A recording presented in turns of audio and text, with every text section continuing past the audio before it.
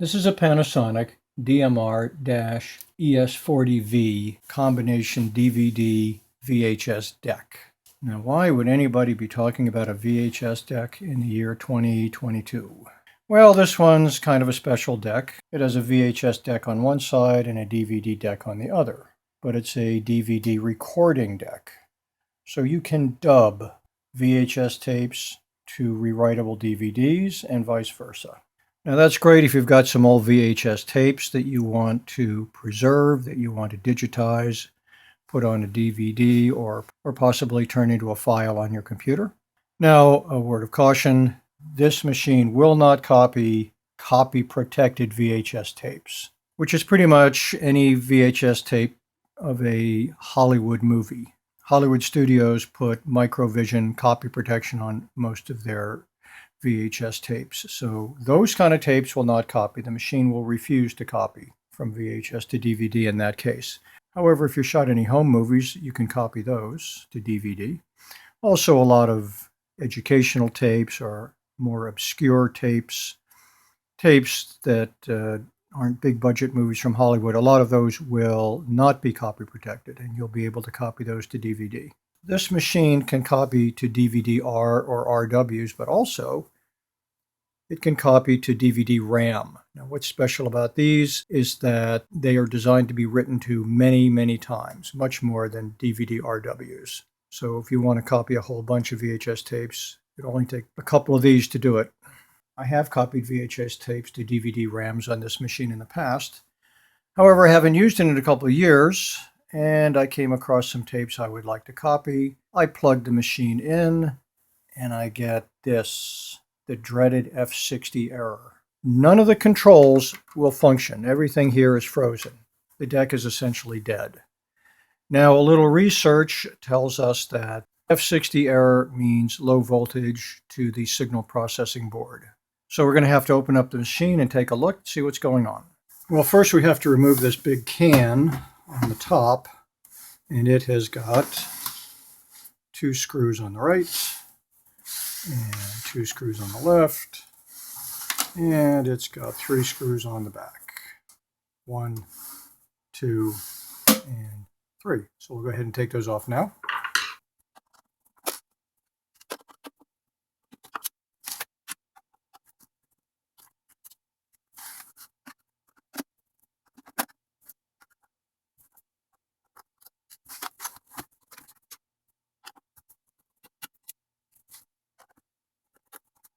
Now with all the screws out, we just pull it back a little bit and then lift it this way, and off it comes. All of these little cylindrical objects here are called electrolytic capacitors, and they should be cylindrical with a flat top. Immediately we see a problem with one of them. In this capacitor right here, the top is domed upward and there's a little bit of brownish material leaking out of it. That is a classic swollen capacitor. This capacitor has gone bad. That could be our problem. This deck was built around 2005, and bad capacitors were very common in that time period. In order to replace this capacitor, we're going to have to get this board out of the deck. In order to do that, we're going to have to take off several things that are covering it. There's a fan here that will have to come out. Here's the DVD deck. This whole front bezel will have to come off. And then there's a few more things under that. We'll start with the fan. The fan is held on by 2 screws in the back. We will go ahead and remove those screws. These screws are in plastic and they're really very tight, and you have to really turn kind of hard to get them out.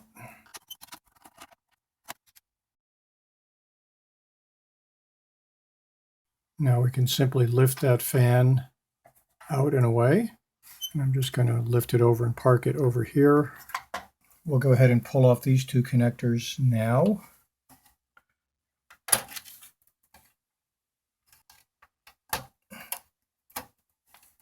Next, we will remove this bezel on the front. Now this bezel is held on by 1 screw right here. And then you have to kind of lift up these tabs here just enough to clear that little nub right there. On each side, you've got one of those. And over there. And then underneath, there's a couple of little tabs you have to push off as well. Okay, we'll start with that center screw. And we'll go for these little tabs here. Just sort of lift it up and forward a little bit. On the other side. Now we will stand the whole thing up and expose the bottom. I've got these little clips right there, there, and there. We have to kind of force these out. Okay,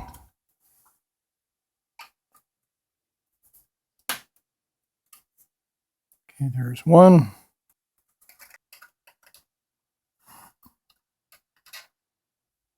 There's another. And unfortunately, this side clip has clipped itself back in again. I have to pull that out again. I'm going to flip it over. Maybe I can have a little better luck on that right side.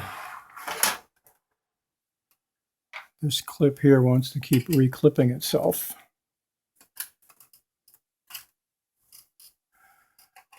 Okay. The one in the middle, have to kind of force it out.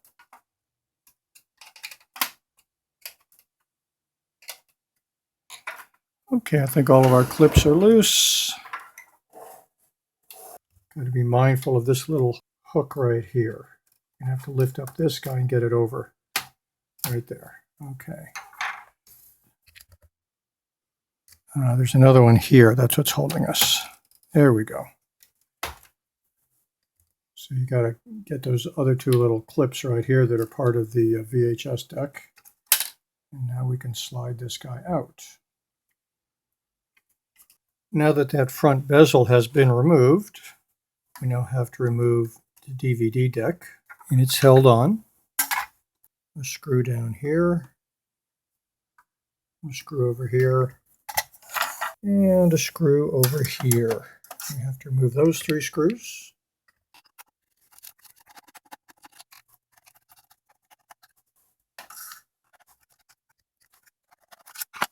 I'm just going to leave the screws in their holes, otherwise it's just so easy to drop them. DVD deck lifts out easily. Looking from the back again, now that the three screws have been removed, we can easily lift out the optical drive. And I'm just going to slide it over here to get it out of the way. And now we have exposed structures underneath. This tray supports the optical drive, and there's a circuit board which contains a microprocessor of some sort and a couple of memory chips. And this will have to come out. Now this metal tray is held on by 4 screws. 1, 2, 3, and behind this cable, number 4. This board itself is connected to that tray. And underneath this board, there's a connector. We'll take out those screws.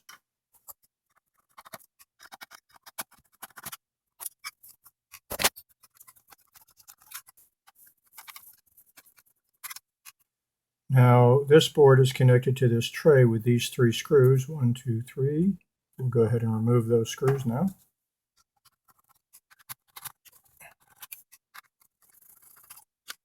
Now, this board is connected to the board underneath with a connector. You have to sort of, and it's a long connector, you have to sort of work it off carefully here.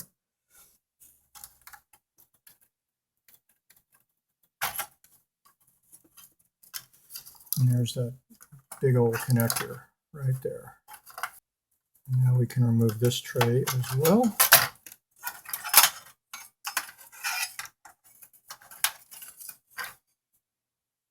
In order to give us a little more room to work, I'm going to disconnect this connector right here.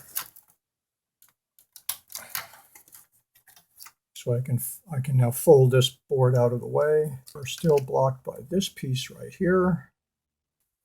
I'm going to remove this screw, which is fixing this piece to the case.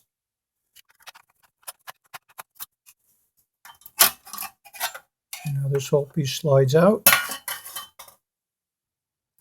Now this circuit board is held on by a screw here and a screw here. But also it has these funny connectors right here to the adjacent circuit board. It has 3 of them, 1, 2, and 3. Also, our circuit board is connected through its external power cord socket, which is right here. And it has a screw right here. So we will go ahead and remove this screw. Again, this is a screw into plastic and it's really tight.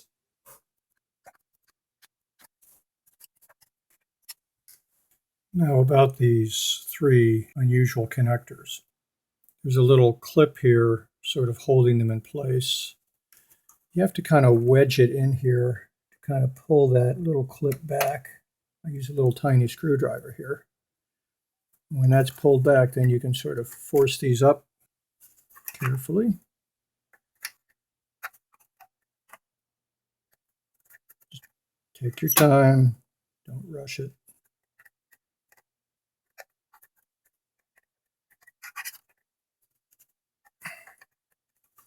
Okay, there's the first one. It really is a very unusual connector. It's sort of a springy connection between the two boards. Okay, we'll just do the next one.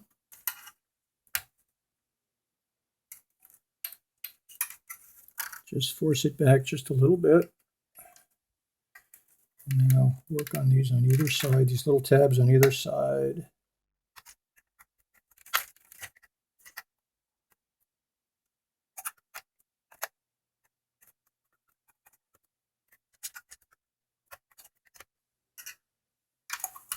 Okay.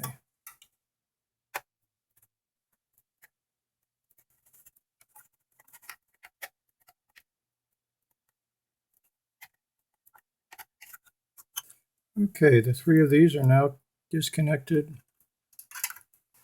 Now that these three connectors have been disconnected from the adjacent board, the only thing left holding on our power supply board is a screw here and a screw here, and we will go ahead and remove those screws now. Now the board will be loose. You want to lift it this way so that you will clear this metal tab right there. And now you can lift it out to the left. Now we have the board out completely and on the bench, as we would say. And there's our bad capacitor. And now we can desolder this capacitor from the board and replace it with a good one. I have finished replacing this bad capacitor. Here's the new good one. 1000 microfarad, 6.3 volts, just like the original. A much higher quality capacitor. I replaced the second one as well, since this was the same make and model. I mean, if this one failed, it means this one's also at a higher probability of failing in the future. So I just went ahead and replaced this one. Since it's so much work getting this board out, I just went ahead and replaced this one. Even though it measured good, I replaced it preemptively with a better one. Okay, so I ended up replacing two caps. We're now ready to put the board back into the Panasonic VHS DVD deck. From the back of the machine, we will now begin the reassembly process. We will take the power supply board and slide it in from left to right so that we clear this metal tab right here and then lay it in. We will then put in the two screws here and here. One thing to be mindful of, these are sheet metal screws and they have a great tendency to cross-threading, so be careful. On the power supply board, we have the socket for the power cord, and there's a screw that holds that. Now we have those three spring-like connectors between the power supply board and the VCR board. We should just be able to push those in.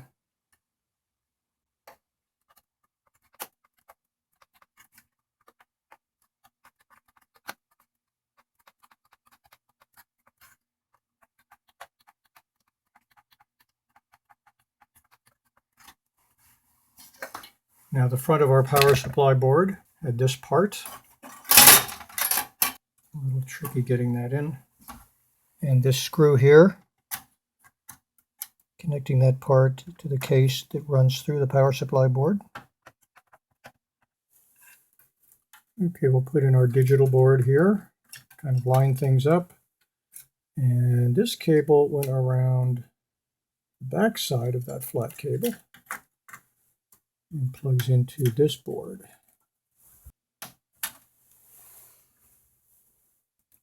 Now, this metal piece here has two additional screws, here and here, that we have to replace.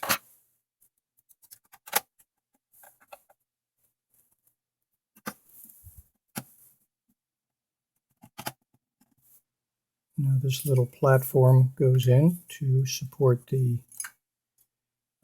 optical drive. The gray cable goes under it, and the white flat cable goes above it.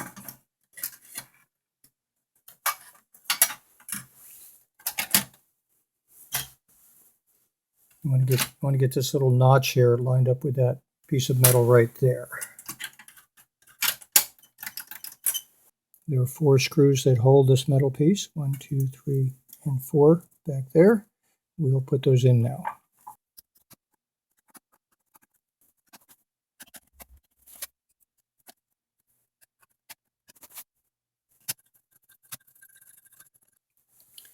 Now, this circuit board has a connection to the board underneath it. We have to line up that connection and press it in.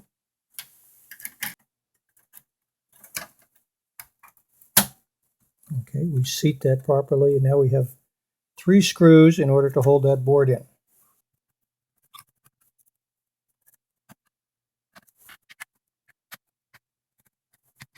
Now we can drop the optical drive onto its tray.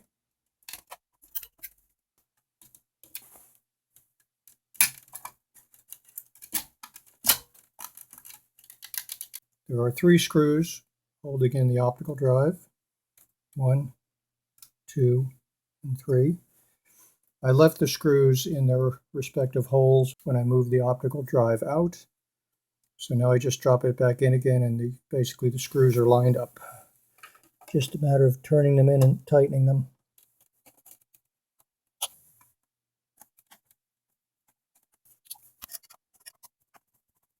The optical drive is now secure. We have 2 cables to plug into the power supply board. One is the 3-wire cable to the fan. And this cable, which goes to the optical drive, which is 4 pins.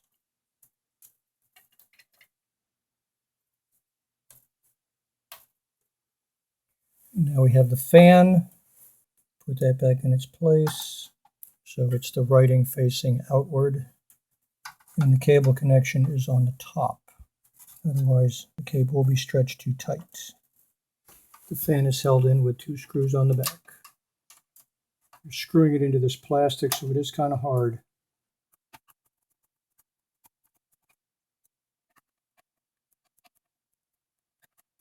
Now we have to put the bezel back on the front. Okay, now when I put the bezel on, I'm going to hold the VCR door open like that, so that this piece here ends up underneath the door. That way it'll be able to open the door. You have to slowly work it in. I'm going to stand the VCR up to get the bottom clips. Okay, there's the middle one just went, and the bottom one. Okay. And our side clips are popped in as well. And the front bezel does have a single screw right here. The last part is the top, the outer case. Okay, we lay it down, slide it forward until it gets under the bezel. On the back we have 3 screws.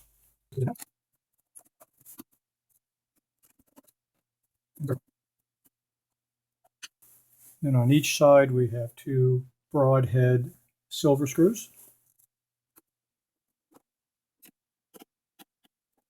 Yeah, and then the other side.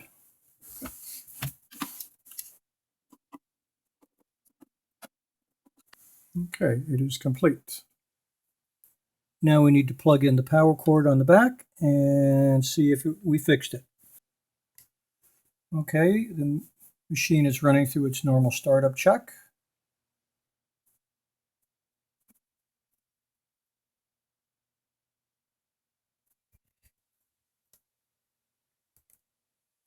Aha! It has come to life. We appear to have a good fix. We now have the clock flashing. What happens if we hit the eject button? And it works. And here's the disk I put in there a couple years ago. It's still there. Okay, good. It looks like we have a good fix. What we've learned about this machine, it's a little tricky to take apart. You got to be careful. There are a number of places where you could screw up and ruin it forever. But this machine has a problem with bad electrolytic capacitors. But any one of those capacitors could go bad. If you're having problems with the machine, well, open up the top and look at those capacitors and see if any of them are swollen. If you follow this step-by-step instructions, you shouldn't have any trouble. Okay, thanks for watching.